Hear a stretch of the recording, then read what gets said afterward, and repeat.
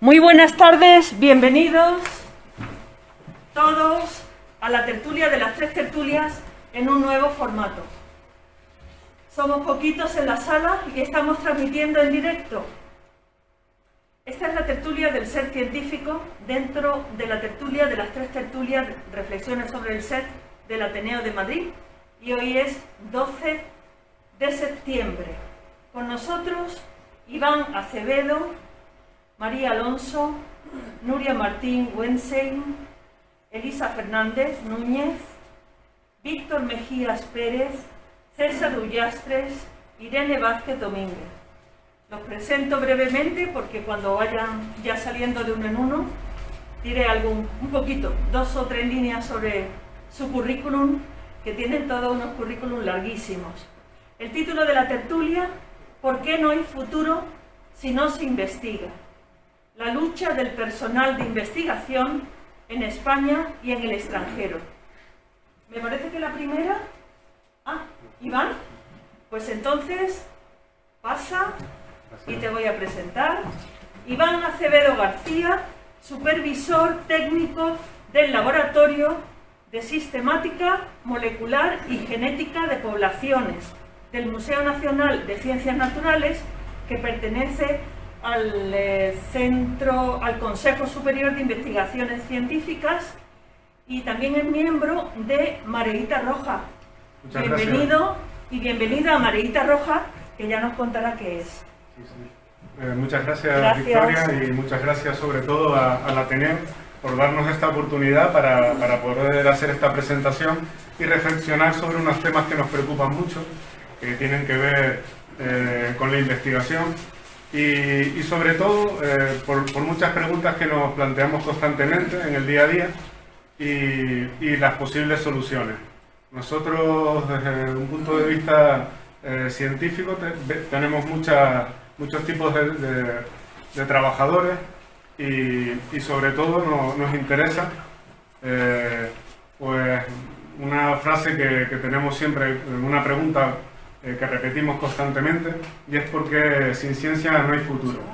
Y para eso la compañera María nos va a poner un poco en contexto de la situación, digamos, de la investigación en España y un poco qué hacen diferentes colectivos sociales de todo tipo para, digamos, solucionar, ¿no?, los problemas de los que carece la investigación. Hola, buenas tardes.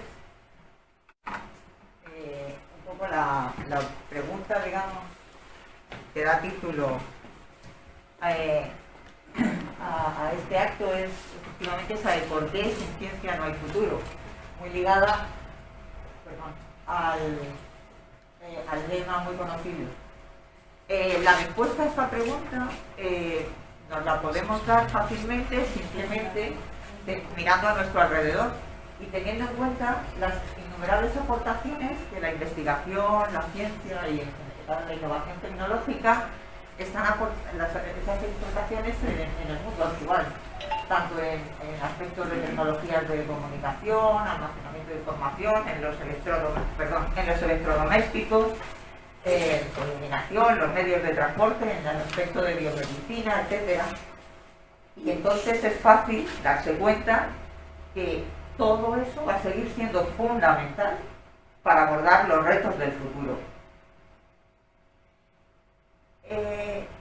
De cara a pensar en el tema de investigación, ciencia e innovación tecnológica, es importante tener en cuenta que estos procesos de investigación son complejos, son largos, lentos, con muchas idas y venidas, como acabamos de ver en la vacuna, por ejemplo, de Oxford, que de pronto estás en un camino, tienes que volver, parar, buscar a veces otras aproximaciones, que además implica diversas áreas del conocimiento, no solamente de la parte de física, de química, de biología, etcétera, que además ahí tienes una necesaria, o de ingeniería, necesaria complementariedad entre ellas de cara a las aplicaciones, y que además implica también investigación tanto básica, el querer saber básicamente, con aplicada, cuando nos focalizamos a buscar o a optimizar las investigaciones para solucionar un problema determinado. Ese era un ejemplo de esto a lo que me refiero, de investigación básica y aplicada. Esa complejidad hace que realmente el proceso de investigación y de innovación tecnológica requiera una inversión amplia y mantenida en el tiempo, tanto en recursos humanos como en medios materiales. Y además un fomento de las estructuras de coordinación e interacción que sean ágiles y eficaces.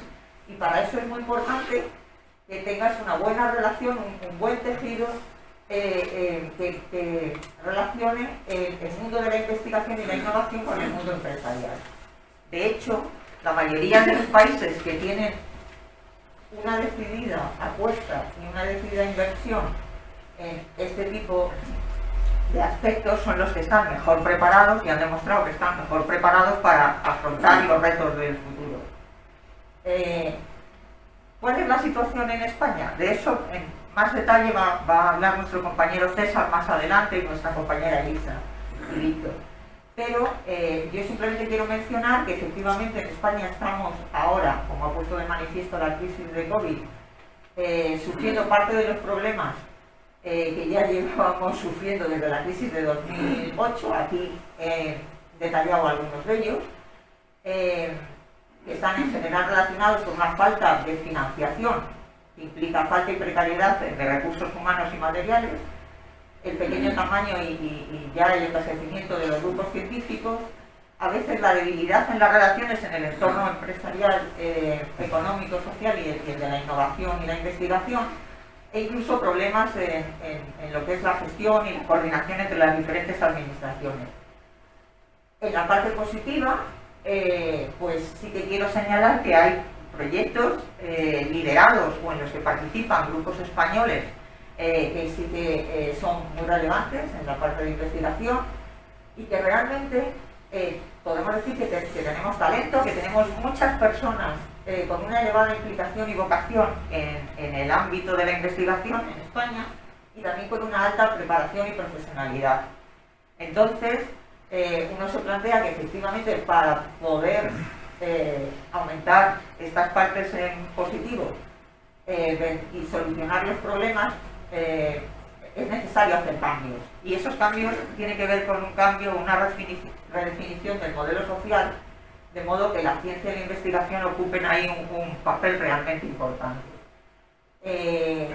Y aquí es y entonces el siguiente planteamiento es: podemos cambiar esto. Y aquí le paso el micrófono entonces a nuestra universidad.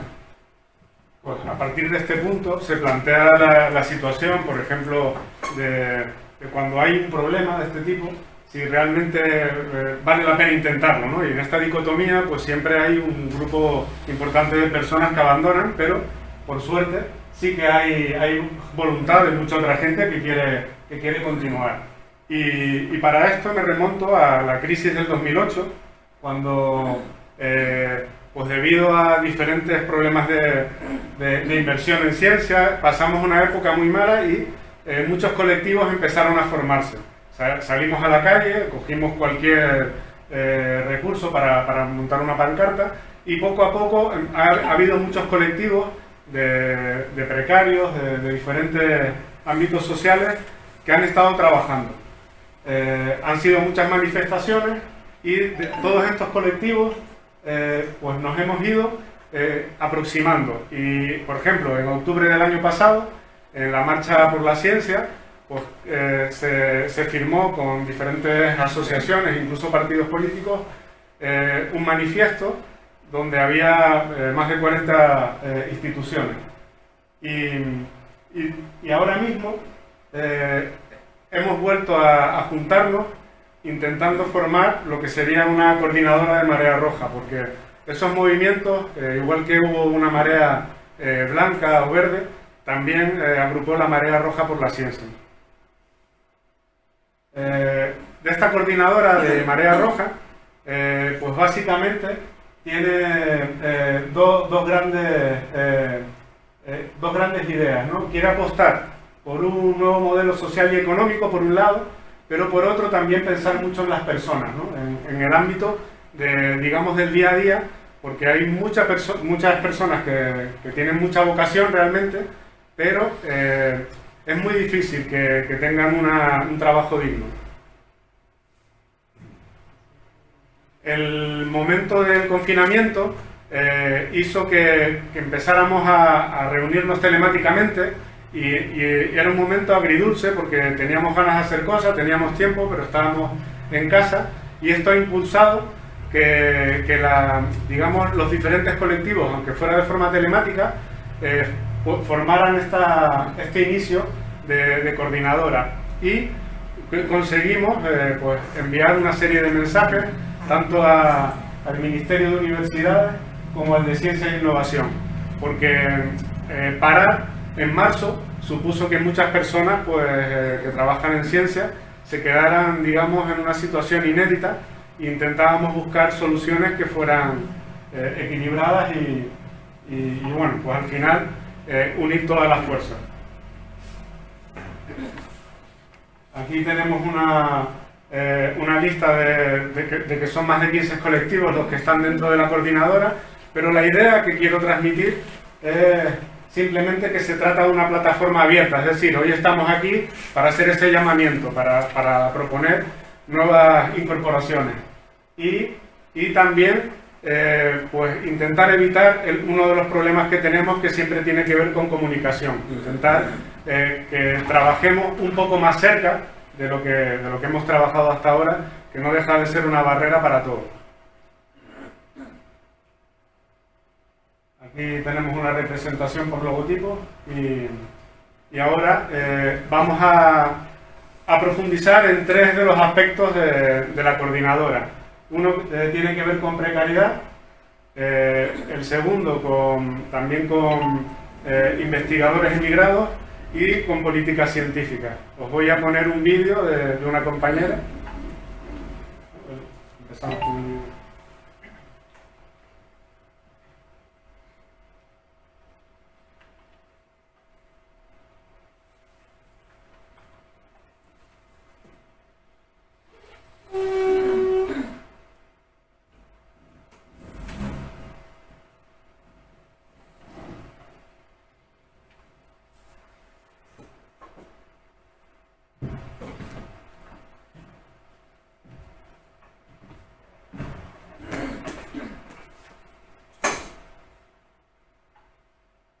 Soy Nuria y pertenezco a la plataforma FPU Investiga. Hoy estoy aquí para haceros ver, en la medida de lo posible, lo precaria que es la situación de los contratados predoctorales en España.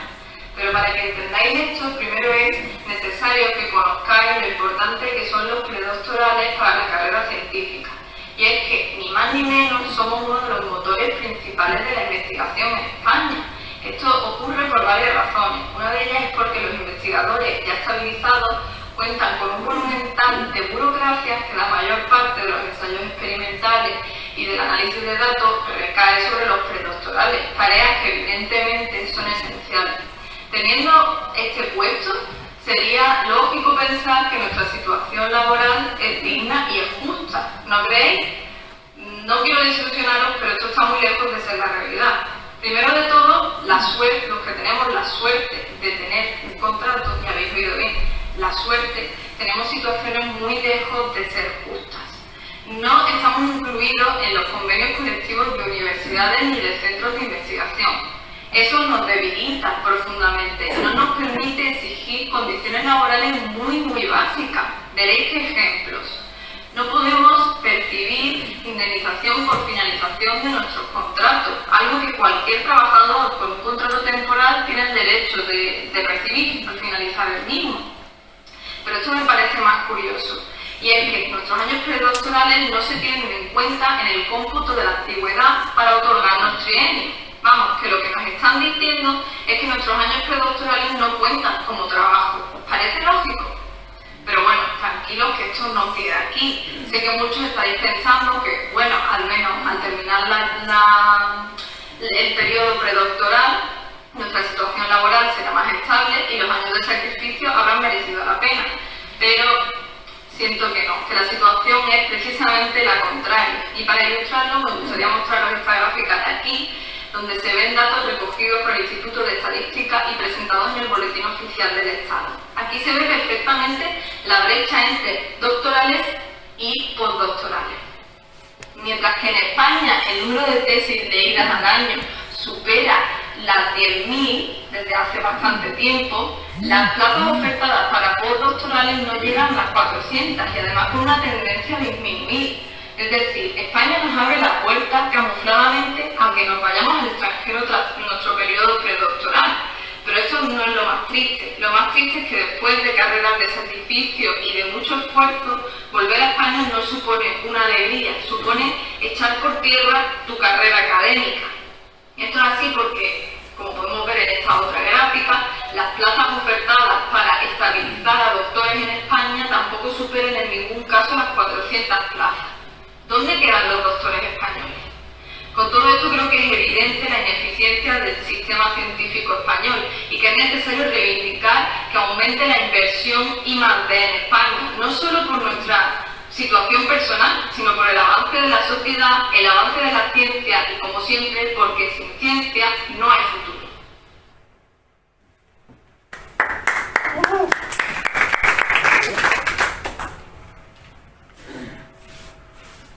Es muy joven, pero decía la verdad, ¿eh? Y muy claramente. Sí, las gráficas se verán mejor las gráficas se podrán... Porque estaba grabado eso. Este está aquí, entonces no se puede pasar más grande.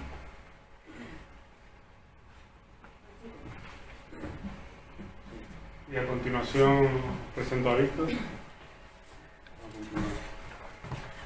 Voy a presentarlo un poquito. Bueno, vamos a decir que antes, pues, María Alonso, que es doctora de Física y científico, titular del Instituto de Ciencias Materiales, ICMM, también del Consejo Superior de Investigaciones Científicas y miembro de la Mareita Roja. La señora que habló antes, gracias.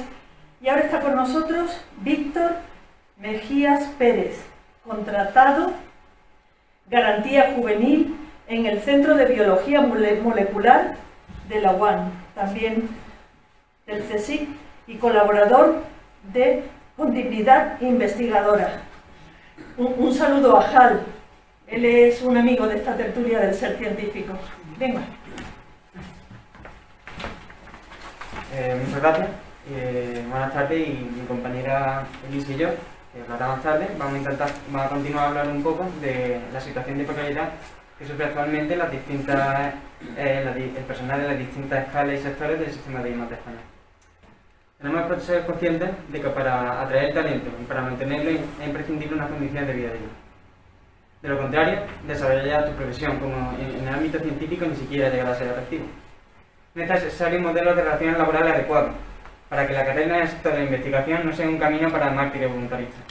Las condiciones de temporalidad, la falta de conciliación e incentivos, los bajos salarios y la incertidumbre del futuro laboral provocan grandes disfunciones en el sistema español de ciencia, como puede ser el abandono de la carrera investigadora en las diferentes etapas que la componen o la intermitencia de la misma.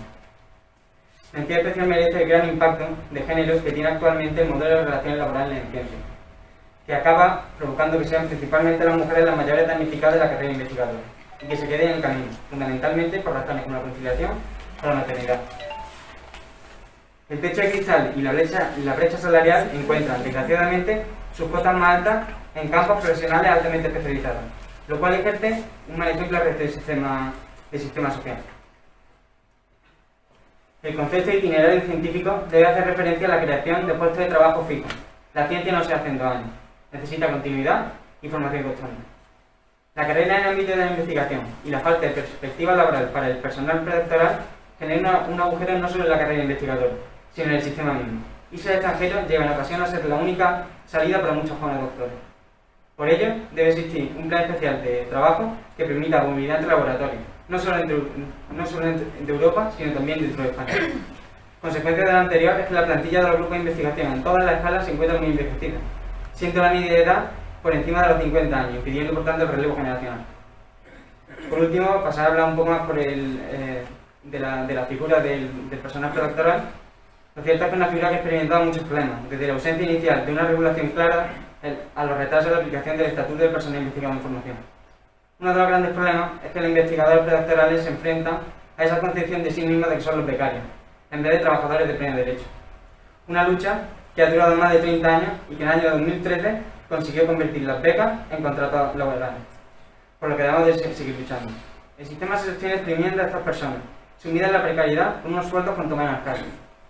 Se ha vendido la imagen positiva de la ciencia, a través de grandes programas de divulgación, donde no se explican las enormes dificultades estructurales que ello conlleva, sino simplemente aquellos aspectos más positivos y atractivos de la ciencia. No obstante, con esto ya termino y te paso a mi compañero, tampoco podemos renunciar a la autocrítica, ya que es parte esta concepción que el personal predoctoral tiene de sí mismo la que imposibilita que se organice y luche por sus derechos. Por ello, vemos nuestra labor imprescindible, no solo para luchar por la conquista de nuestras reivindicaciones como colectivo, sino para agrupar en torno nuestro y concienciar a todo el colectivo predoctoral. Muchas gracias.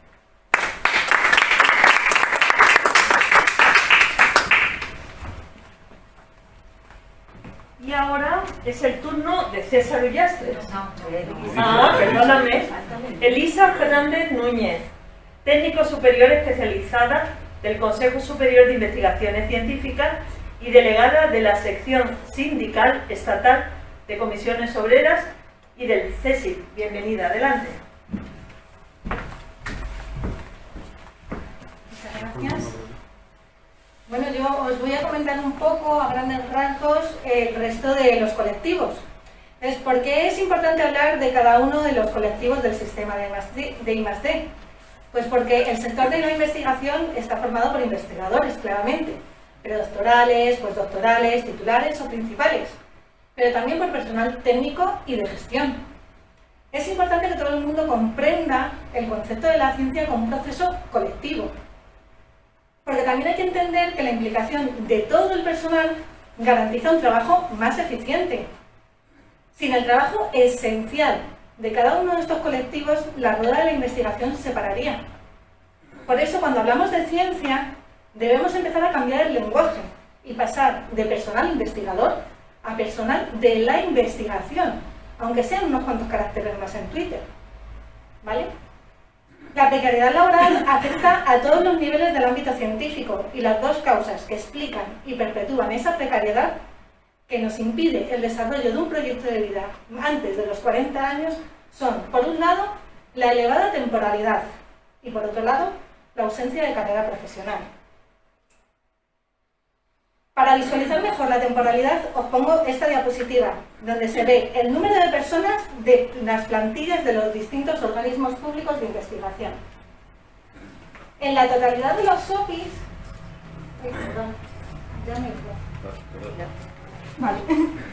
En la totalidad de los OPIs, el porcentaje de temporalidad es de casi el 41%.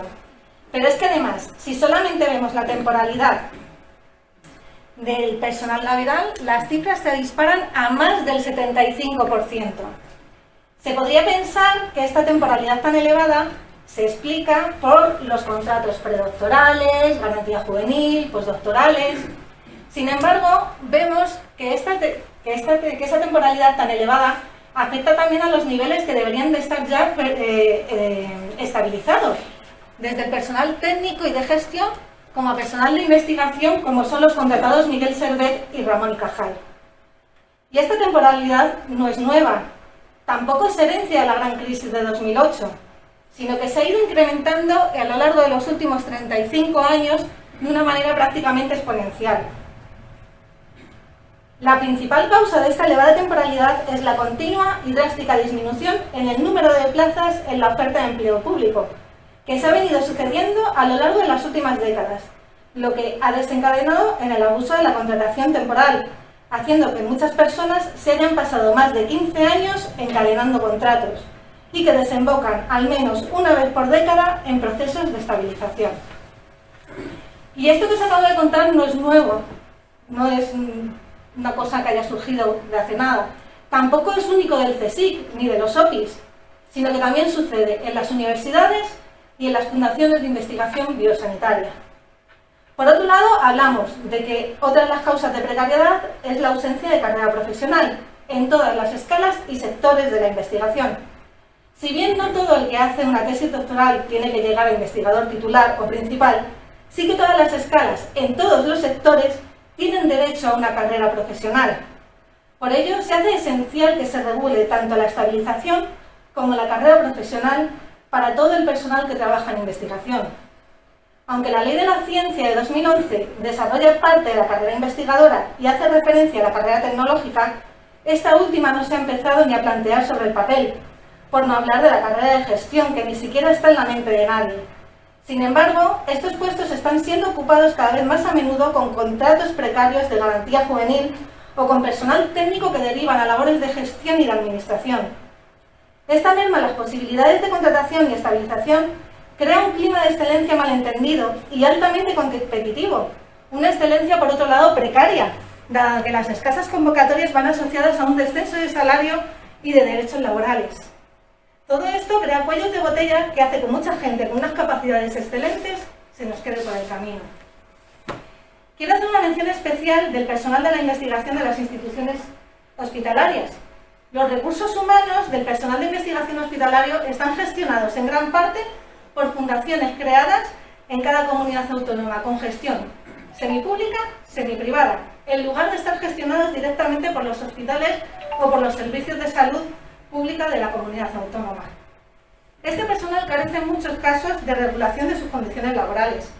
No tienen apenas convenios colectivos. Carece de carrera profesional. Muchos no cobran antigüedad, ni tampoco los complementos por méritos. No tienen homologación salarial, existiendo puestos de trabajo con la misma definición y funciones, pero distinto salario, con diferencias de hasta el 50%, cobrando menos el personal más antiguo. Y tampoco tiene forma de estabilizarse, como sí puede ocurrir, aunque no sin dificultades, en las universidades o en los OPIs.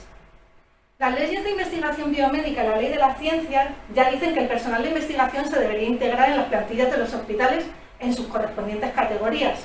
Sin embargo, esto ha sido ignorado prácticamente por completo. Ya es hora de que se haga realidad esta integración, dotando de los puestos estables al personal de investigación que se necesita en los hospitales y en los centros del Sistema Nacional de Salud. Por tanto, desde la Coordinadora Marea Roja creemos que la precariedad en el ámbito científico podría verse disminuida con el aumento en el número de plazas para estabilizar a todo el personal de investigación que lleva años encadenando contratos temporales, el desarrollo de una carrera profesional para todo el personal de la investigación, la revisión de la legislación, los estatutos y convenios que rigen las condiciones laborales de este personal, un aumento radical y sobre todo permanente de los presupuestos generales de I+D, tanto del Estado como de las comunidades autónomas, que se recuperen los programas de contratación propios de las instituciones, con una financiación suficiente para que la carrera en investigación se pueda desarrollar sin precariedad para conseguir un sistema científico eficiente. Y la integración y estabilización del personal de investigación hospitalaria en las plantillas de los hospitales, en sus correspondientes categorías profesionales y con una carrera profesional definida. Ninguna sociedad debería exigir tanto al personal de la investigación. No queremos ni necesitamos ser héroes, sino trabajadores y trabajadoras que desarrollen su labor en condiciones dignas. Por eso, la reivindicación continua es trabajo estable, trabajo digno, trabajo decente. Muchas gracias.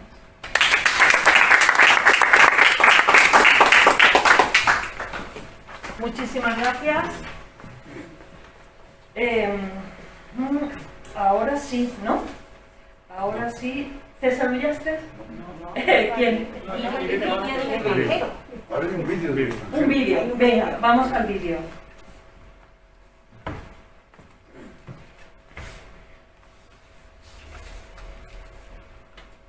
¿Se puede presentar la persona? Sí, hay que presentar. ¿Quién es el vídeo? Es Irene Vázquez. Muy bien, pues como Irene no ha podido venir, se ha grabado y nos va a decir lo que tenga que decir. Ella es doctora en biología molecular, investigadora postdoctoral en el Centro Médico de la Universidad de Radboud y colaboradora de la Asamblea Dignidad Investigadora, Universidad Autónoma de Madrid. Me llamo Irene Vázquez y pertenezco al grupo de trabajo de investigadores en el extranjero y hoy os quiero contar con esta pequeña charla la comparación entre la investigación dentro y fuera de España. La oímos, pero no la vemos.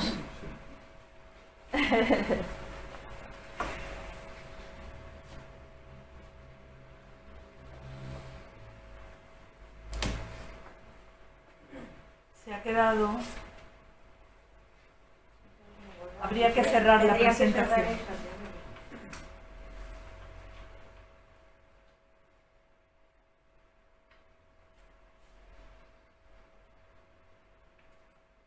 Ahora. Buenas tardes a todos, me llamo Irene Vázquez y pertenezco al grupo de trabajo de investigadores en el extranjero y hoy os quiero contar con esta pequeña charla la comparación entre la investigación dentro y fuera de España. Brevemente quiero contaros un poco sobre mí. Yo realicé toda mi carrera científica en Madrid y cuando acabé mi doctorado a finales de 2018 empecé un postdoc en Holanda. En concreto empecé aquí en marzo de 2019, hace un poquito más de año y medio. Trabajo en el Radboud University Medical Center, en el departamento de genética humana y me dedico a desarrollar terapias génicas para enfermedades hereditarias de la retina. Desde aquí he notado mucha diferencia que hay entre investigar en España y fuera de España y realmente me planteo un poco qué hacer con mi vida. Por un lado quieres volver porque tienes toda tu familia, tu ambiente, tu idioma, todo aquí. Pero por otro lado te planteas seriamente qué efecto puede tener en tu carrera. Y es que si observamos este mapa de aquí, solamente existen casi 3.000 investigadores por millón de habitantes en España. Teniendo en cuenta que España es uno de los países más poblados de Europa, la situación es un poco crítica. Es más, si nos comparamos con todos nuestros vecinos, todos ellos invierten mucho más en ciencia y desarrollo que nosotros. Por tanto, ¿qué oportunidades reales tenemos para volver? Y es que si valoramos un poco en la percepción de los distintos colectivos investigadores dentro y fuera de España, la realidad es un poco notoria. Os explico por qué. En este estudio de Innovacet, en 2019, se preguntan a los distintos grupos de investigadores, o jóvenes investigadores en España, GIES, científicos investigadores en extranjero, CIES, o CRE, científicos retornados a España, su perspectiva ante distintos aspectos relacionados con la investigación. En todos ellos, el colectivo más positivo, más contento con su situación es el CIES, los científicos en el extranjero, y el más negativo son los científicos retornados, que han trabajado en ambos sitios, fuera y dentro de España. Es más, se asume que las condiciones fuera de España son mucho mejores, porque si preguntas a los jóvenes investigadores, un 31% está seguro de que se va a tener que ir al extranjero y un 42% dice que dependiendo de las circunstancias. Pero es que no es solo una percepción, porque si preguntas a los retornados, un 17% dice que se va a volver a ir. Y si preguntas a los que se han ido si van a volver, te dicen que un 65% se dicen que dependiendo de cómo esté la situación, se lo plantean. Y es que esto choca mucho con artículos recogidos en la Constitución española. Por ejemplo, el artículo 42 indica que hay que salvaguardar los derechos económicos y sociales de los trabajadores españoles en el extranjero y orientará su política a su retorno. En este caso, los investigadores se han ido porque no hay inversión en I+D y el gobierno sigue sin invertir en I+D. Si vemos todos los presupuestos que ha habido en los últimos años, vemos que siempre es muy poquito en comparación con lo que hacen otros países europeos, con lo que deciden invertir otros. Además, en el artículo 44, el punto 2 indica que los poderes públicos promoverán la ciencia y la investigación científica y técnica en beneficio del interés general. Y tal como he dicho ahora mismo, eso no se está ni se ha hecho. Pero realmente, ¿qué es lo que está ocurriendo? Lo que está ocurriendo es que cada vez somos muchos más, como bien recoge este artículo de Nature, somos muchos más los que tenemos un título de doctorado. Pero no se invierte en crear nuevas plazas, por tanto somos muchos más para unas plazas que ya existían. La solución es invertir por ayudas europeas que te permitan desarrollar como investigador aquí en España, ya que no hay financiación del propio Estado. Estas ayudas europeas es esta línea gris del todo. ¿Qué ocurre? Que estas ayudas son altamente competitivas, son para toda Europa. ¿Y qué ocurre? Que el colectivo de jóvenes investigadores entre 20 y 39 años es el que más sufre esta presión, pues no tienen un currículum capaz de competir con investigadores mucho más senior. solución para muchos de nosotros es irnos a otro país. Como bien se va recogiendo en la prensa en los últimos años, muchos investigadores han decidido emigrar. En el año 2018 ya El Economista reflejó que más de 12.000 investigadores se fueron desde el año 2010, siendo un 27% de ellos altamente cualificados. Algo similar se reflejó un año antes en este informe anual de médicos y pacientes, en el que se dijo que el número de investigadores se redujo un 9%. Y a partir del año pasado, quizá a partir de 2018, ya muchos periódicos empezaron a reflejar y contar casos concretos de investigadores, como es el caso, por ejemplo, de este investigador, Álvaro Puriel García, que dejó toda su familia, mujer e hijos en España y se desplazó a Estados Unidos para continuar su investigación en cáncer.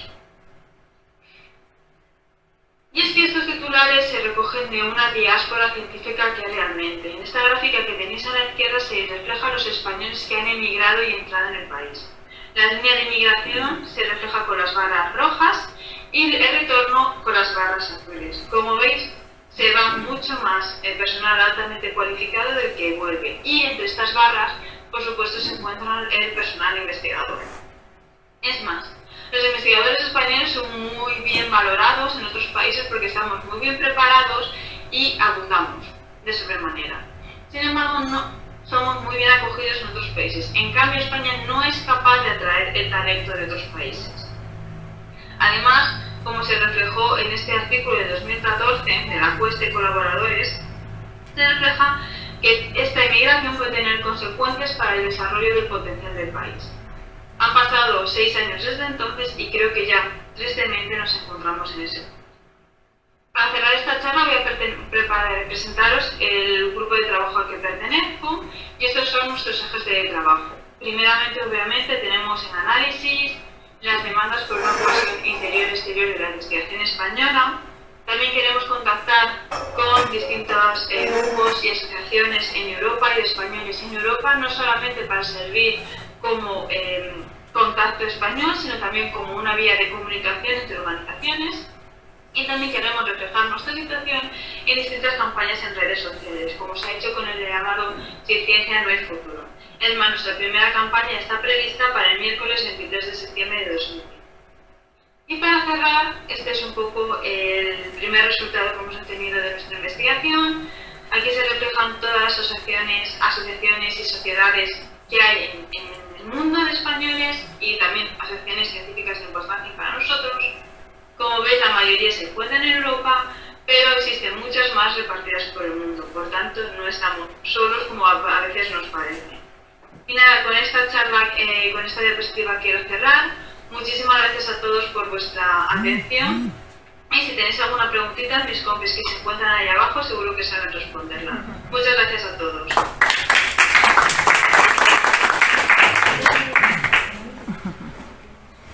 Pues muy bien. Vamos a ver un poquito la sala. Bueno, pues no está mal. Hola. Hola. ¿Seguimos, Iván?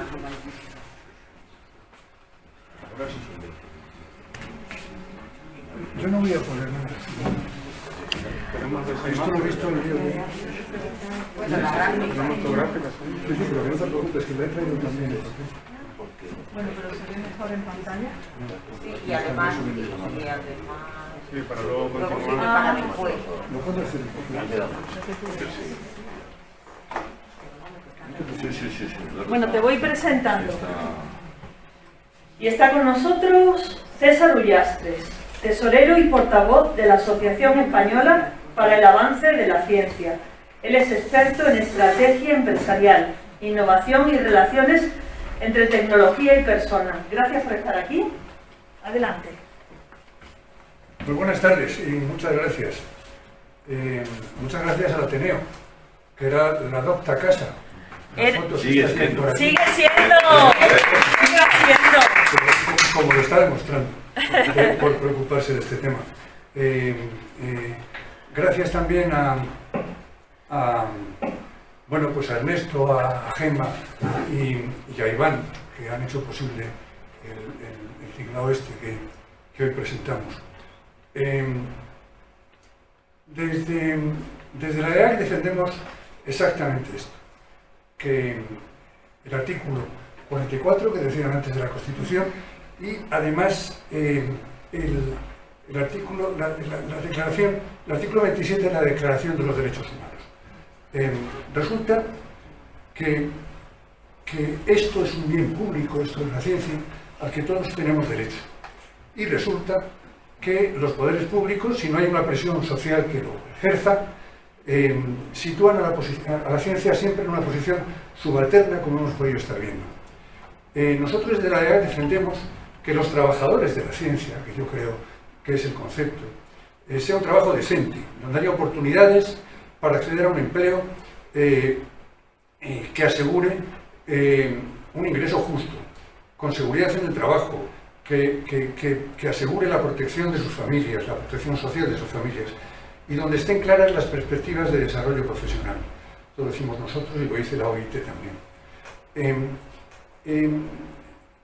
La ciencia, que es algo muy importante, como intento contar, se logra cuando actúan en paralelo tres ejes. Lo primero, la existencia de un sistema científico asentado en sus recursos institucionales, la existencia de una sociedad con niveles educativos elevados y dotada de una cultura científica y crítica y el adecuado encaje con el sistema productivo y social.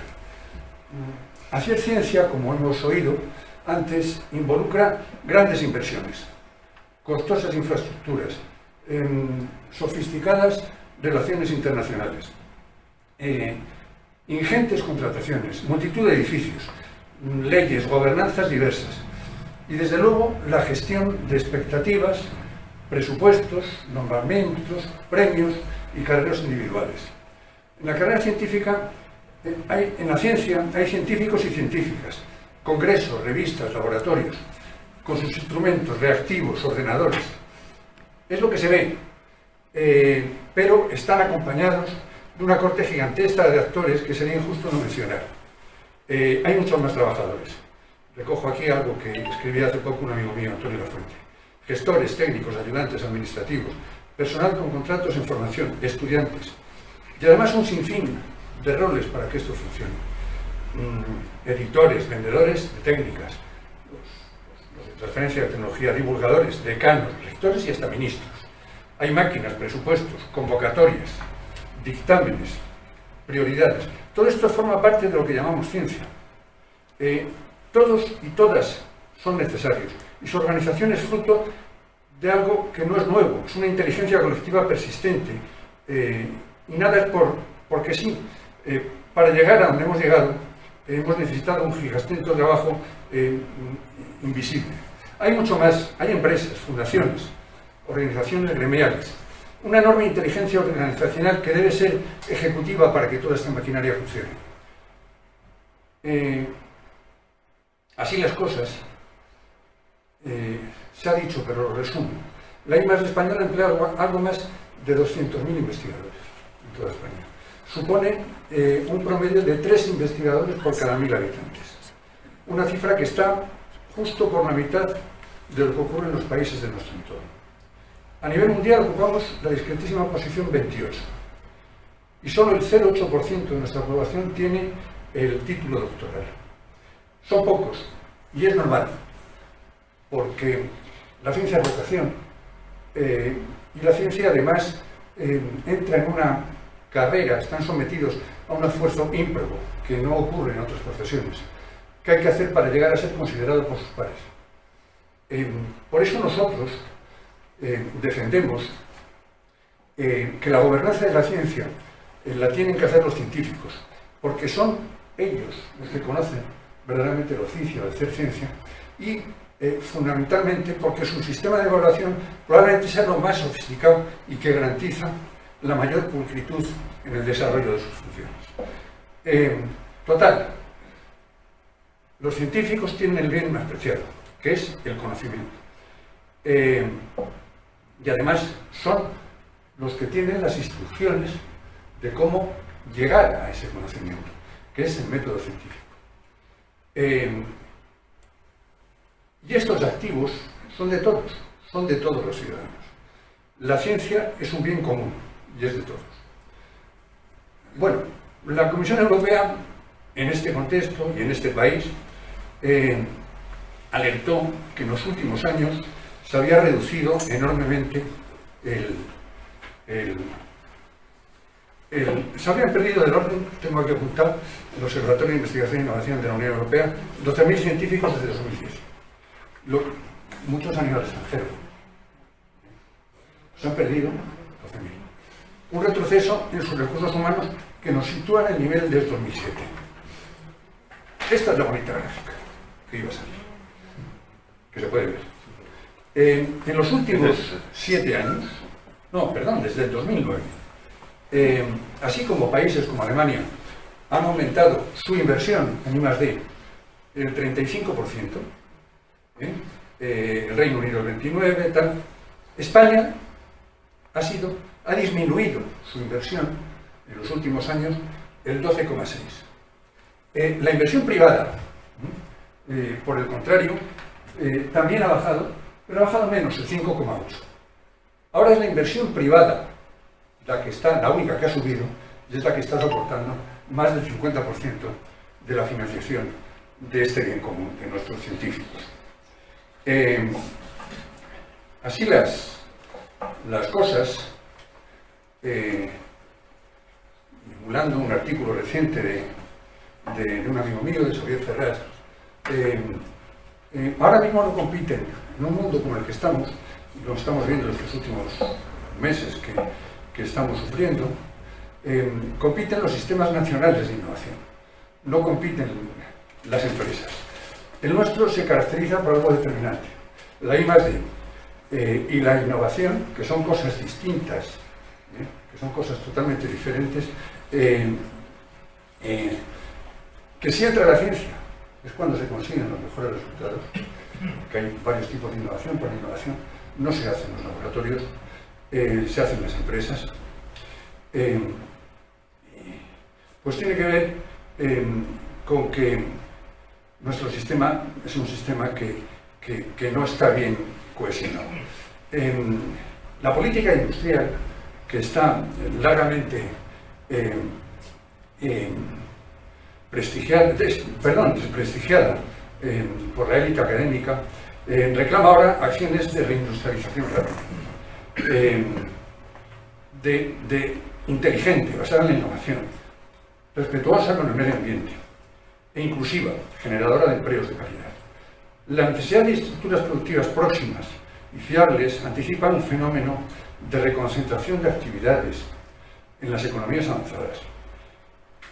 La política industrial no va a escoger sectores ganadores, sino que va a desarrollar plataformas de conocimiento en aspectos que estamos viendo que están cambiando nuestra vida, como la inteligencia artificial, la supercomputación, la biotecnología, los dispositivos médicos o nuevos materiales que emanen de nuevos modelos de negocio.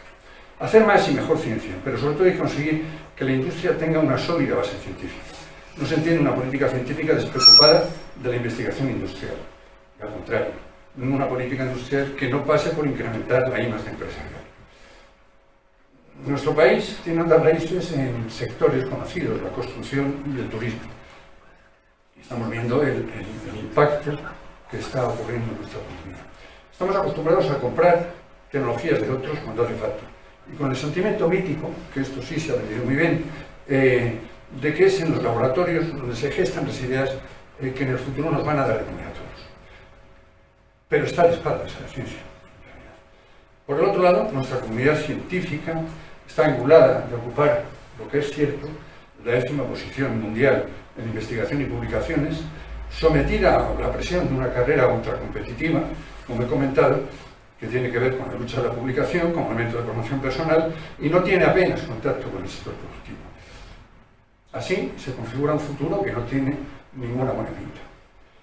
Nosotros, desde la coordinadora Marea Roja, queremos defender el derecho que todos tenemos aportando nuestro esfuerzo con una aproximación diferente a la tradicional. No se trata de demandar solos nuevos y mayores recursos. Se trata de entender no lo que demanda la comunidad científica, sino escuchar a la sociedad para ver cómo el conjunto de ciencias, desde el ámbito STEM, que se llama, o sea, ciencia, tecnología, ingeniería y matemáticas, biosanitarias, humanidades y ciencias sociales, sean capaces de ayudar a implementar un nuevo modelo social, más justo, solidario y, por supuesto, más saludable. Así que muchas gracias.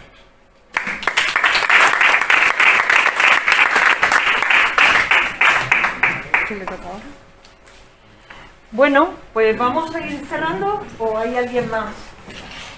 No. ¿No? ¿Sí? Cerramos o pasamos al turno de preguntas.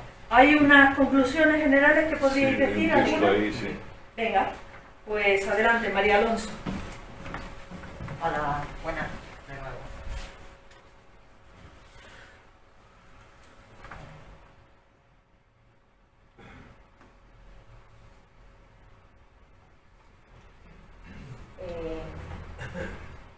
Acércate al micro. Sí. Sí. Retomando entonces este aspecto, está claro que la recuperación del país va a necesitar una notable aportación del conjunto de ciencia y tecnología, y ahí incluimos también a la parte de las ciencias sociales y humanas, por supuesto. Y por eso desde Marea Roja hacemos un llamamiento especial al conjunto de colectivos, asociaciones, sindicatos, entidades, sociedades e instituciones académicas y científicas para que todos redoblemos la movilización y la presencia social para pedir que este debate cale en la sociedad y tenga su reflejo real en las políticas presupuestarias, en la planificación y la gestión que ahora, en las próximas semanas y meses, se van a tener que adoptar cuando se debatan los nuevos presupuestos, ¿vale? Por ejemplo, en particular, el tipo de cosas que nuestra asociación, en nuestra plataforma de coordinación está intentando demandar y aprovecha este momento para plantearlo a nivel público, es que es necesaria una inversión económica mayor. Simplemente voy a resumir un poquito las cosas que ya han ido diciendo parte de mis compañeros anteriormente.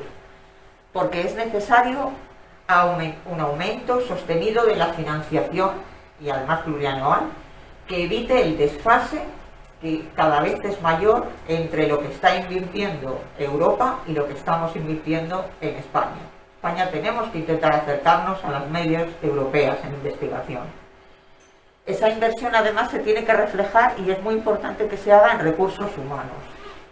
Para ello es necesario, y pedimos al Gobierno y a las comunidades autónomas que pongan en marcha planes de choque para incrementar esos recursos humanos, tanto en el sector público como en el privado. En el sector público, para atajar el envejecimiento de las plantillas estables en el sector público, pero también aumentando el número de contratos que salen en las convocatorias públicas de pre y postdoctorales, para que técnicos, etcétera, para que de verdad haya una carrera profesional, para que sea creíble.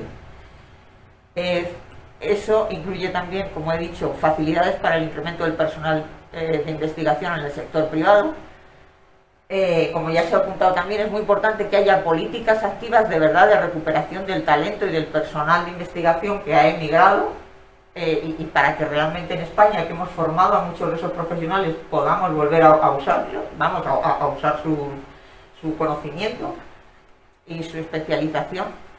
Y además que haya esto es muy importante, que haya unas políticas adecuadas de verdad de estabilización y de reducción de la temporalidad, porque los datos de temporalidad son impresionantes e impresentables.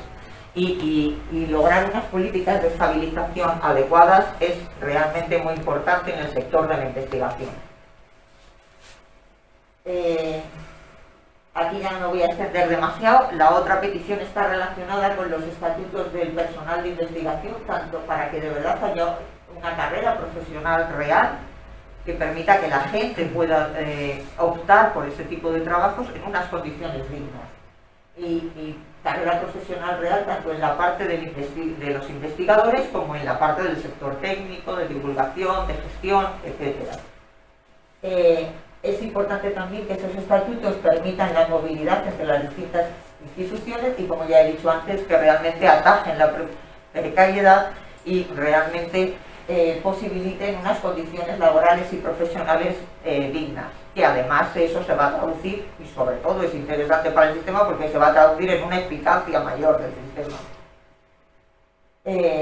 Luego todos estos puntos en general ya mencioné muy brevemente: superación de las restricciones de género en las carreras profesionales, mejoras en la parte de coordinación y de gestión, mejoras para asegurar, las convocatorias públicas, asegurando, digamos, la periodicidad y la estabilidad de las convocatorias, pero además también toda la parte administrativa y de gestión que necesita optimizarse claramente. Y también, además, pedimos una mayor participación del Congreso en las políticas de I+D+I, potenciando iniciativas como Ciencia en el Parlamento o la Oficina de Asesoría Científica Parlamentaria. Y sobre todo, insistimos en nuestra reivindicación, en esa que ya se presentó el año pasado y avalada por 400.000 firmas y por un montón de entidades donde estaban además también partidos políticos. Pues de verdad pedimos un pacto de Estado por la ciencia, que ponga a la ciencia y a la investigación en el lugar que necesita la sociedad, para conseguir un modelo productivo basado en estos aspectos que de verdad permitan afrontar las crisis, no solo estas, sino también las que puedan venir en el futuro. Y ahora ya, para eso, digamos, es para lo que hemos decidido refundar el movimiento de Marea Roja como una plataforma de coordinación, y le cedo la palabra a Iván, que va a terminar presentándonos.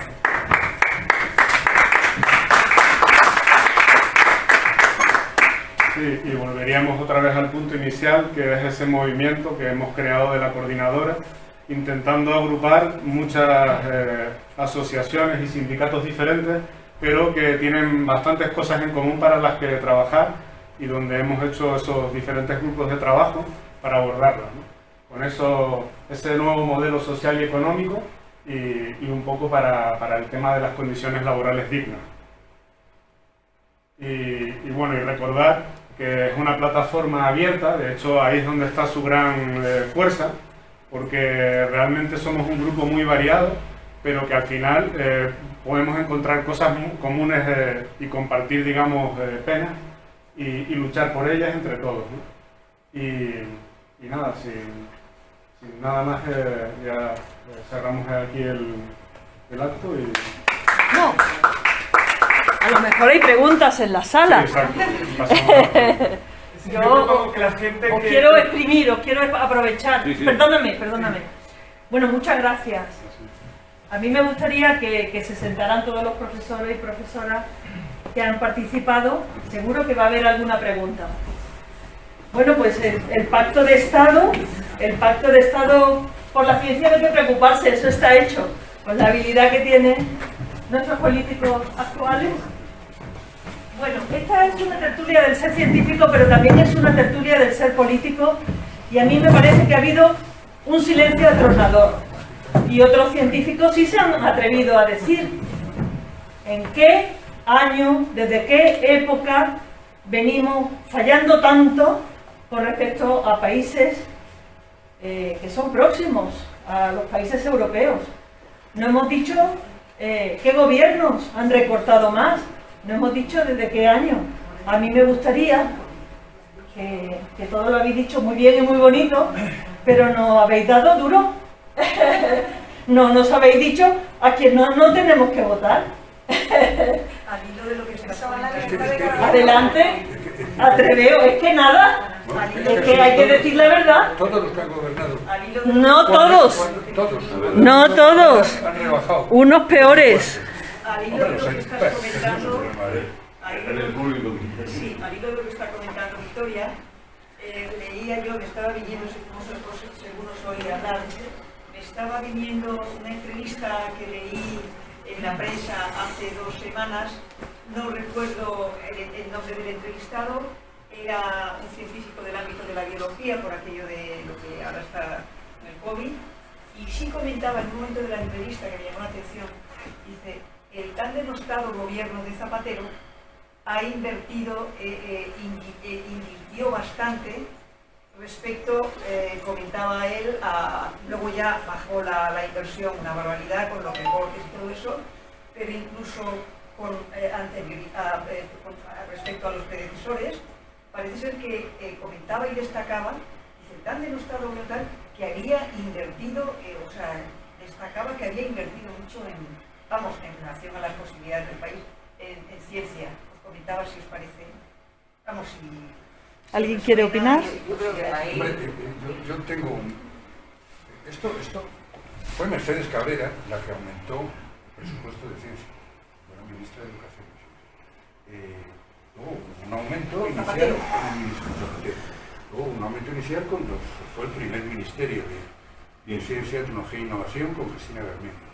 Pero que cuando vinieron las dadas se bajó a la mitad y viene desde entonces, desde el 2008, como hemos mostrado, la inversión en ciencia en este país ha ido disminuyendo. Y por supuesto, los últimos años peor, al punto de que es creo recordar, el 12 y pico por ciento, el 12,6% de disminución desde el año 2009 al 2015. ¿Qué tienes sobre los gobiernos? Me gustaría, si me permite, decir que yo soy miembro de la coordinadora también de la Comisión sobre el Consejo Nacional de Ciencias. Y soy investigador científico jubilado y he estado toda mi vida ligada, como César, y mi compartido, a la vida de la elaboración de las políticas científicas en España en los últimos 40 años. Yo creo que sería un error no ir más allá del análisis de los datos y de por la agricultura. Y desgraciadamente, el problema de España no es que un gobierno suba o baje más, que ahí el Zapatero subió más, pero recortó también más que nadie. El tema es que la ciencia en España y la tecnología y la traducción del conocimiento científico como base de la sociedad en España, aquí ha habido conferencias maravillosas, históricamente han ido desajustadas. No ha habido apoyo. Frente a épocas de expansión científica, vienen épocas de crisis política y sobre todo crisis de políticas de crecimiento económico sostenible. Lo sufrimos en la guerra civil, pero hay una cosa que yo creo que es un debate interno. La ciencia por sí no crea productos, no crea recursos. Si no hay un entorno productivo, no tiene ningún sentido. No tiene la traducción en la mejora de la calidad de vida de los ciudadanos que se pretende.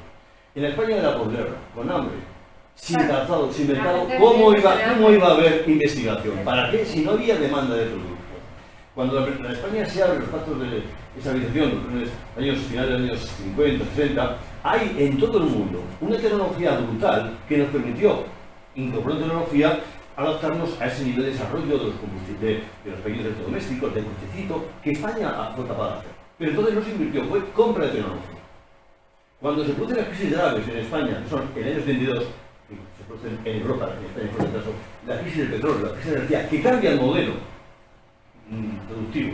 Y más aún, cuando en España se producen las grandes crisis de la reconversión de sectores industriales maduros, el acero, cemento, la ciencia en España estaba en pañales. El PSOE hace la ley de ciencia en el año 86, la crisis del petróleo, que cambia el modelo productivo y de ahí viene el modelo europeo posterior. El español no existe. Entonces, hemos ido siempre a las decisiones económicas productivas han tomado en una dinámica en un contexto que la política científica no existía o era muy débil.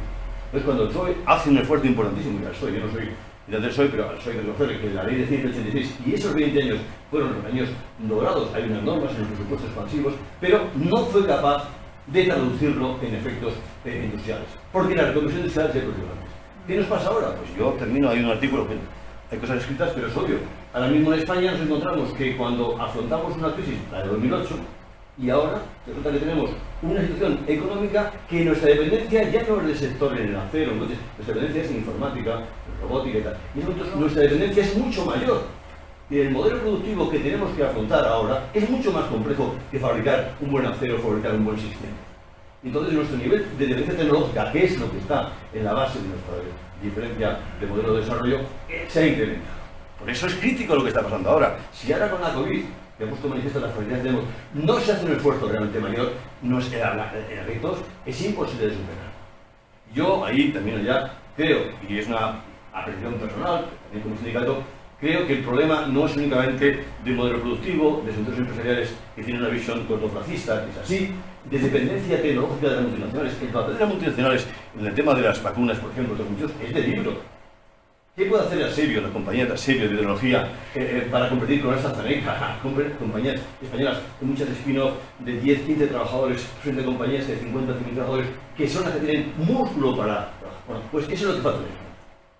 Desde la ciencia podemos empujar, hacer cosas, pero si el modelo productivo no cambia, los científicos no tenemos más que, pues como siempre, una especie de gente importante. María, no discrepo contigo. No, habrá gente relevante, importantísimo, y ahora tenemos en España, por suerte, lo que no teníamos nunca, gente en todos los ámbitos, pero tenemos gente poca y con estructuras muy débiles. Y ahí es el problema. Entonces, en este momento la dificultad es ahí. El gobierno acaba de aprobar el martes pasado la Estrategia Española de Ciencia y Tecnología 2001-2027, pero ese documento, que está ahí visible para todo el mundo, define los problemas bien, apunta los problemas, apunta las áreas de trabajo en que hay que trabajar: ciencias sociales, energía, movilidad, medio ambiente. Pero al final, ¿y con qué instrumentos? Hay un problema. Por ejemplo, el documento no habla en absoluto, habla de generar una carrera profesional estable, también para tecnólogos. Pero ¿cómo, cuándo y dónde? Si llevamos 30, 20, 10 años con eso. Cuando se habla de cifras, el documento no pone una sola cifra sobre qué política de crecimiento de recursos humanos se va a desarrollar en cada ámbito. Pues claro, así no se puede trabajar. Termino. No nos engañemos, aquí en este momento la tecnología es un bien costosísimo. A nadie la regala. Nadie la regala. Y en este país la dependencia tecnológica en sectores críticos es ahora mucho mayor proporcionalmente que cuando se produjo la movilización industrial española en los 70. Y ese es el drama. Pues claro, ¿y qué hacemos? ¿Con qué sectores trabajamos? ¿En qué sectores tenemos solidez para que como país podamos tomar decisiones estratégicas? ¿Dónde? En el automóvil. Somos ensambladores. En energía tenemos un factor, pero la mesa que era líder en energía eólica está vendida a Siemens. Perdona, yo termino. Únicamente me refiero que al nivel de análisis nuestro, creo que esta coordinadora deberíamos hacer un esfuerzo por profundizar más en unas hechas de técnicas, profundizar más en los estudios, incorporando datos, estrategia, porque si no, las frases de la buena voluntad de la ciencia se nos supone, pero con eso no es suficiente en la verdad del problema. Muchas gracias. El compañero de Comisiones Obreras es también otro ponente, ¿eh? No, sí. Agradeceríamos intervenciones más cortas. ¿Algo que decir? ¿La mesa quiere apuntillar algo? Emilio creo que ya nos ha hecho el resumen completo de la pregunta que nos has hecho. Realmente quién ha recortado más, quién ha recortado menos. Todos han recortado, pero porque el modelo no es el adecuado. Realmente, porque la inversión científica tiene que ser constante. El modelo productivo español ni ahora mismo ni antes, era adecuado para poder desarrollar una ciencia eficaz. No obstante, yo quería, en relación a la pregunta que hacías, yo no tengo toda la experiencia que tiene Emilio en cuanto a evaluación de las políticas científicas y al seguimiento de todos los datos con los distintos gobiernos, pero sí que quiero poner de manifiesto que, por ejemplo, cuando ahora con la pandemia de COVID, los distintos colectivos que nos hemos refundado en Marea Roja, nos hemos reunido y hemos presentado comunicados al gobierno actual, al de PSOE Unidas Podemos, a los dos ministerios, si han tenido por ejemplo, mejor. Hay dos cosas. Primero, que han tenido en cuenta, en el caso de la pandemia, tomar ciertas medidas para el personal investigador y de la investigación en general, que había paralizado su actividad por el tema del estado de alarma y efectuar una serie de prórrogas de contratos y tal. Cuando pedimos una ampliación de las personas que estaban afectados por esas prórrogas de contratos, la verdad es que hemos tenido por lo menos una acogida en el sentido, o sea, un cierto espíritu por lo menos de recepción desde los ministerios, a tener entrevistas telemáticas también desde nuestros colectivos con ellos, desde una representación de nuestros colectivos con ellos, presentarles las cosas, y algunas de esas medidas, por ejemplo, no todo lo que hemos pedido ni muchísimo menos, pero algunas de esas cosas sí se han visto reflejadas en el plan de choque. No es todo, nos queda mucho por hacer, pero yo también sí quiero reseñar que hay veces que sí que notas una actitud diferente a cuando pides cosas. Ahora la situación es muy difícil a nivel económico. sea, hay un montonazo de proyectos, por ejemplo, de lo que es la economía, la inversión base de proyectos de investigación está sumamente reducida. Tenemos proyectos que tienen una valoración muy buena y que sin embargo en esta última, en la que acaban de dar la resolución y en la anterior, se han quedado sin financiación. Hay un problema muy grave de que un montón de grupos de investigación están quedándose sin financiación y si eliminas la financiación basal, eso genera un problema muy grande pensando como país para realmente mantener y lanzar después. Pero para eso necesitamos que haya unos nuevos presupuestos. Mientras sigamos atados con los presupuestos de Montoro, digamos, de hace un montón de años, pues los cambios que se necesitan no van a llegar. Bueno, y perdonad que me he enrollado también mucho. Muy bien, muy interesante. Ley. Sí, bueno, yo creo que esto se contesta fácilmente. Yo no soy científica, pero trabajo en la empresa privada principalmente y simplemente por enterar, vamos a ver, ¿en qué país se ha podido privatizar a fondos buitre, residencias de ancianos, echar a la gente, ¿cómo se llama? Lo de IFEMA se montó con los de atención primaria y con un montón de voluntarios, y esta señora en Madrid, por ejemplo, pues sigue pidiendo voluntarios para el rastreo. Ellos están a llevarse el dinero, nada más. Yo desde luego creo que está clarísimo que la derecha en este país cada vez es más recalcitrante, menos solidaria, le interesa menos todo menos su puñetero bolsillo, y entonces en ese sentido, si tenemos mala suerte y vuelve a salir la derecha, ya apaga y vámonos, porque siempre que ha habido un gobierno de centro izquierda más o menos, la cosa ha ido evolucionando en todas partes. Lo primero la enseñanza, ahora no hay enseñanza, la enseñanza está fatal, la medicina está de pena, o sea, siempre están a favorecer a sus acólitos, a enchufar a todo el mundo donde pueden, y se acabó. Y la ciencia a estos señores, como no tienen más que el dinero en la mente, no les interesa, más que si pueden meter a un hijito suyo que ha salido listo y quieren meterle en algún sitio. Gracias, Ley. ¿Más opiniones? Venga, Ernesto y Manuela, sí. Pues Ernesto, quería hablar antes. Sí, bueno, yo solamente quería comentar que la ciencia es una cosa importante, digamos, desde el punto de vista de que España sea un país independiente. Creo que esa cuestión también hay que tenerla en cuenta porque, digamos, nos enfrentamos a otros países que les interesa que España esté como está, porque si no es competencia. Por ejemplo, a Alemania, pues es estupendo para Alemania que haya gente que haga aquí su doctorado y que no encuentre aquí una forma de seguir su trabajo. Entonces, yo creo que esa componente es importante que la tengamos en cuenta para que también nos expliquemos por qué, o sea, que hay, digamos, poderes importantes que desde fuera de España. Luego también a la oligarquía española pues le interesa también en parte ese rollo, pero que también entendamos que no es, porque si no siempre es un poco como la idea de que no, es que en España las cosas van mal porque somos así. No, también hacemos las cosas mal, pero es que también hay otros grupos que tienen mucha fuerza y poder que les interesa que esto siga así. Que por eso es importante que los científicos y personal de investigación estemos muy unidos, porque no nos enfrentamos a un partido A o al partido B, nos enfrentamos a otra gente, a multinacionales, que les interesa que seamos mano de obra barata. Yo era solamente porque creo que es importante que tengamos también ese punto de vista internacional, que a otros países le viene de puta madre que en España pues sigamos como estamos.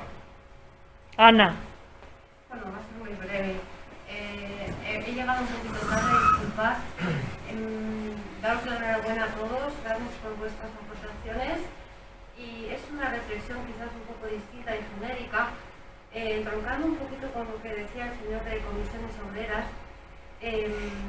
Me parece que la aplicabilidad de la ciencia, cuando hay una crisis enorme y cuando se avecina el que la gente no puede comer y que, bueno, independientemente de izquierdas y derechas, hay hambre y hay sufrimiento y muertes, la aplicabilidad de la ciencia, como otros temas, tienen que volver a revisarse y hacer unas prioridades ante, como si hubiera visto una catástrofe. Hay un terremoto, no vamos a estar pensando en la aplicabilidad de las ciencias.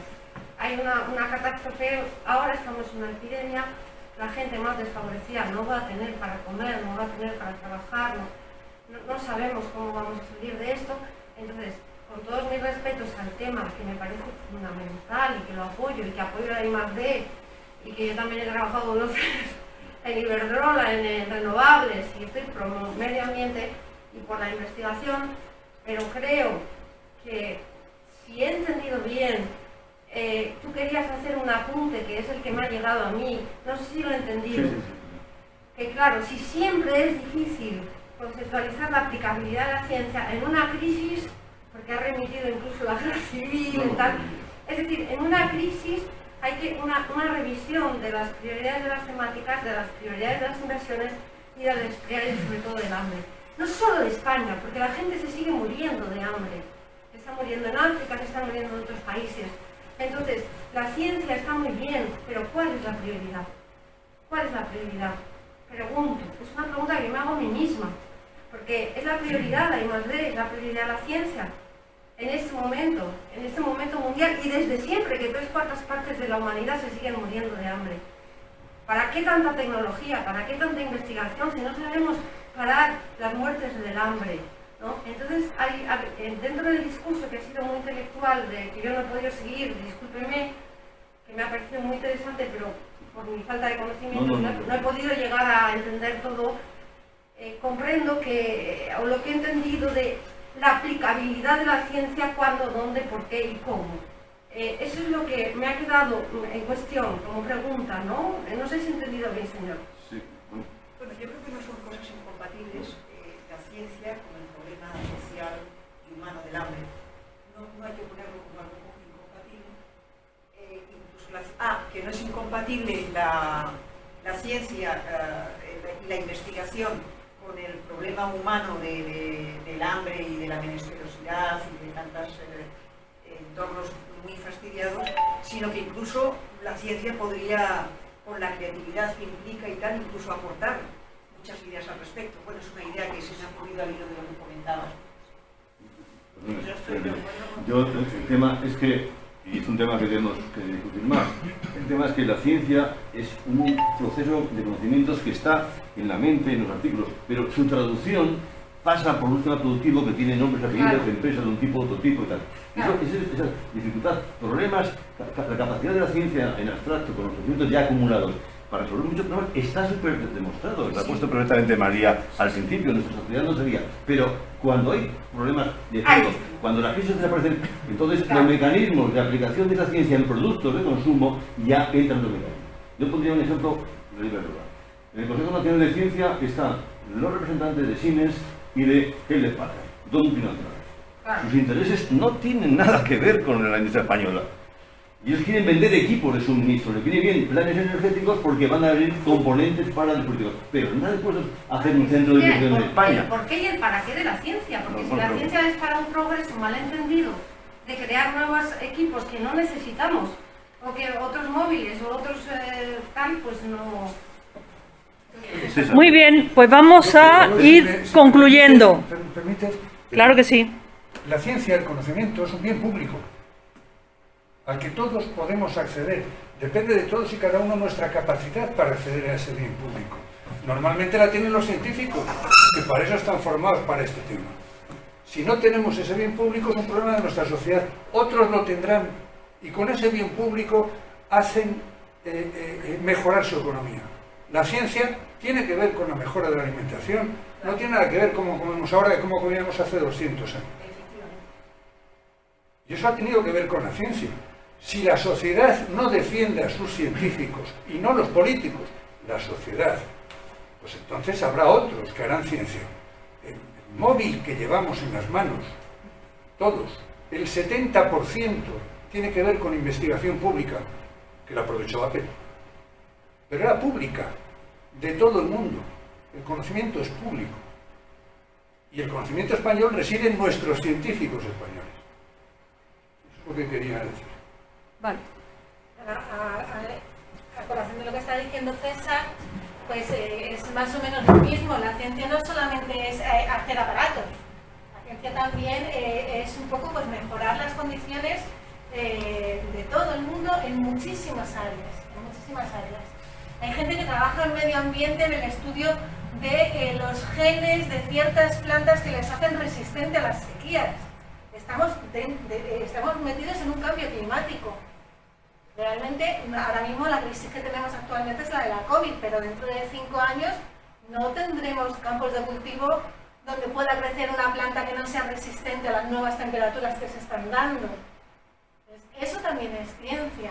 Ciencia también es el estudio de microorganismos que se pueden volver resistentes a los antibióticos, por ejemplo. Entonces, la inversión en ciencia, como ha dicho César, es para un bien público, para que el conocimiento sea para la sociedad y que luego eso sea aplicable a muchísimos ámbitos Yo en ningún momento pues no, o sea, la duración del debate, pero que realmente pues hay descubrimientos o hay inventos que se hacen en un momento dado que realmente no son aplicables hasta dentro de 20 años. Pero a lo mejor dentro de 20 años se está dando la solución para una enfermedad grave o para un problema de alimentación. Entonces, la aplicabilidad de la ciencia siempre es aplicable. A lo mejor no de una manera inmediata, pero sí a lo largo de la historia va a llegar un momento en el que tenga esa aplicabilidad.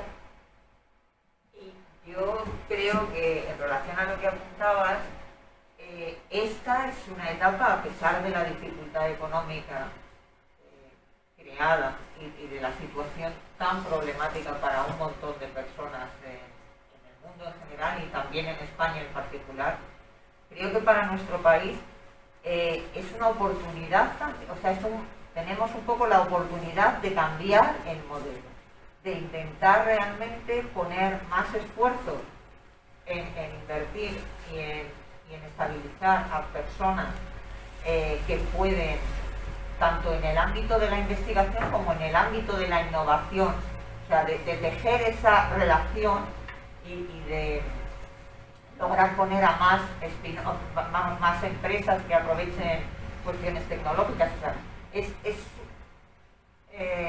la crisis, digamos, te da la oportunidad para decir, seguimos como hasta ahora y nos vuelven a dar las bofetadas en la misma mejilla, o intentamos cambiar para en la siguiente estar un pelín más preparados. ¿Vale? Y yo creo que no es incompatible. Las medidas sociales necesarias, absolutamente necesarias, con que también en la sociedad, el gobierno, tanto a nivel estatal como de las comunidades, se impliquen para lograr un avance del país a estos niveles. Muchas gracias. Gracias por todo lo que hacéis. Gracias a Marea Roja. Estoy segura de que vamos a conseguir mejoras. Y este último aplauso lo vamos a amplificar hacia todas las personas que investigan sobre el virus, sobre la pandemia, y a todo el personal que ha ayudado durante, que están ahora al pie del cañón. Un aplauso para todos los científicos e investigadores y los que están ayudando a proteger el liderazgo.